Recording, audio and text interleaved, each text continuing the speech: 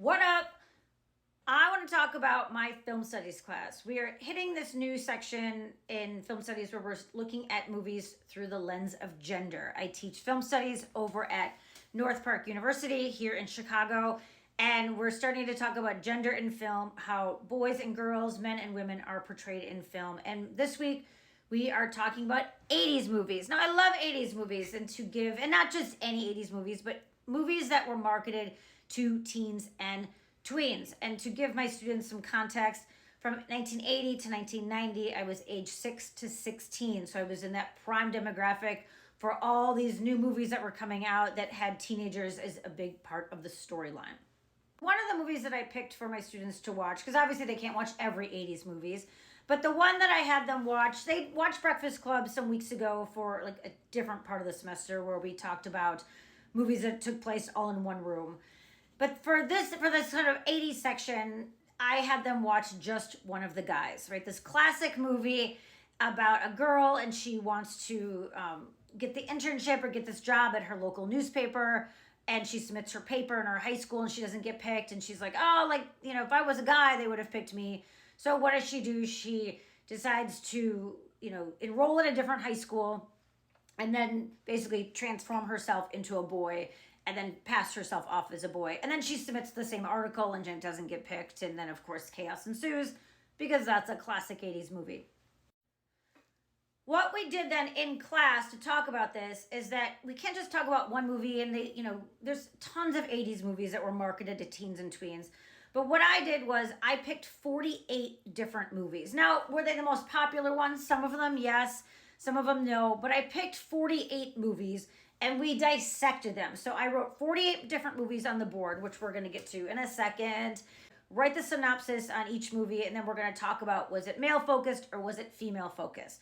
One of the things that I wanted them to understand is that, here's a whole new genre of movies, right? And who are they targeting? Who are they focusing on? Now, of course, it was marketed to boys and girls, but what's the storyline? What is it teaching them? Whether it's intentional or subliminal, that it's still teaching, classic Gen Xers, right? I'm a Gen Xer. It's teaching these teens and tweens of the 80s something. What they learned and what I'm teaching them is that all of these movies, maybe not all, but really these movies were the main focus is boys or, a young man. It's about boys going on an adventure is like the Goonies or Gremlins. But then we also have like boys going on an adventure to have sex. So Losing It, the Porky's. And I said the Porky's is like a franchise. Like how many are there? Like 3 of them or something? And, or it's boys going on an adventure to have sex. And then if the movie is about a girl, that the main focus is a girl, like let's say Adventures in Babysitting, 1988, I believe, that she's still, her boyfriend like breaks up with her cancels her date, but then she still gets the boy at the very end. But at the same time, yes, she's going on an adventure, but ultimately she's still a caretaker, right? That she's the nurturer. She can't just go on her own adventure. It has to involve children. Not her children, but it does involve children. Then we also have movies that are like 16 Candles or Pretty in Pink, where, Molly Ringwald is the main focus, right? She's the star. And you go, well, there's a movie about a girl, but guess what? Her main focus is to get the boy or to get the date. So once again, it's like we can't, like I look at movies like The Goonies, like it's all about them going on an adventure, but we don't have really any movies of girls going on an adventure. And I understand that we didn't focus on all movies from the 80s, but I picked 48 of them. It's a big chunk of movies to go through. So let's just take a quick peek at the 48 that we talked about and that we dissected. And if you see an M on my whiteboard here, with a circle or just an M in general, it's male focused. Now, I recognize there's a movie like Flashdance, which is female focused, or, but she's an exotic dancer, right? They have her sexualized. And of course, she wants to become like a quote unquote like real dancer or professional dancer. But once again, we have to sexualize her. Just One of the Guys, yes, it's about a female, but right, she pretends to be a male. And then at the end, right, the way that she proves herself that she's a girl, she's got to show her breasts because, once again, the theme is that women are sexual beings. We're seen only through the male gaze and that it's all about our bodies. Here we go. Here are these movies. I'm going to quick go through them because there are 48 of them. We got Blue Lagoon, 1980. Porky's, 1981. Endless Love, 1981. Fast Times at Ridgemont High, 82. The Last American Virgin, 1983. Losing It, 1982. Flashdance, 1983. Private School, 1983. Class, 1983. Valley Girl, 1983. Outsiders, 1983. Risky Business, 1983. There's a lot of Tom Cruise going on. Young Tom Cruise. And then he went off to Top Gun, and I wonder what happened to that guy. Gremlins, 1984. Karate Kid, 1984. 16 Candles, 1984. Revenge of the Nerds, 84. Footloose, 1984. Just One of the Guys, 1985. We got Secret Admirer, 1985. Once Bitten, 1985. Breakfast Club, 1985. A lot of 1985 movies. I believe Goonies is in here somewhere. I forgot to put it on the board, but we did talk about it in class. St. Elmo's Fire, 85. Better Off Dead, 1985. Real Genius, 1985.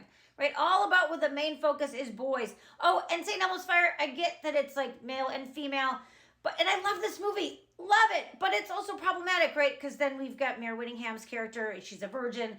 And before Rob Lowe's character, Billy goes off to New York City. He's going to like give her a present and make sure that she loses his virginity to him, right? It's all through the male gaze. Weird Science, 85, right? They make the ideal girl. Girls just want to have fun. Back to the Future. Teen Wolf, The Sure Thing, right? He goes cross country to go have sex with somebody. She's a sure thing. You don't even have to like talk to her, really. Lucas, 1986. Pretty in Pink, 1986. Stand By Me, 1986. Soul Man, 1986. Stand By Me, I mean, it's boys going on an adventure. It's not sex, but it's still boys going on an adventure. Soul Man, extremely problematic. I mean, I think you understand, like, the whole blackface thing, it's a lot of problems with that. But once again, it's about a male.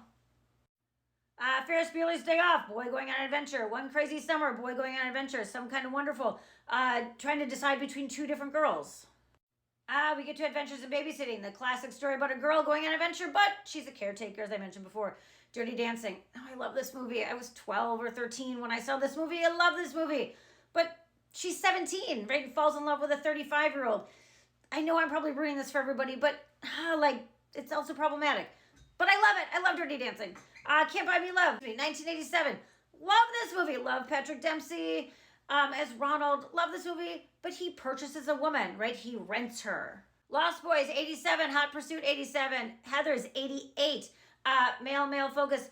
Female, yes, Heathers, love this movie. Female focused. But also, it's always through the lens of men and how hot they are. And also, it's a great movie. But it's also dark and it talks about suicide. For Keeps, another Molly Ringwald, right? And she's a caretaker, right? She has a baby. Johnny Be Good. We see, he's trying to figure out, like, where is he going to go to college? Say Anything. Male focus, because we see Ione Skye through the lens of men. And then we rounded out with Bill and Ted's Excellent Adventure. Boys going on an adventure, not sex. Dead Poet Society. It's all about boys. There's like one girl in the whole movie. And of course, she's seen through the lens of men, through boys. And then we've got License to Drive, right? We finished it out in 1989. All about boys going on an adventure. Here we are, and I wanted just to get them to understand is that what is this saying to girls? What is this saying to women, especially impressionable women, especially impressionable girls, is that, and also how much have movies changed since then? What are we saying to girls and women that if they're only seen through the eyes of men, through the eyes of boys, what is their worth? Something to think about. I still love these movies, but I also recognize they're problematic and we can still learn from them. Thanks.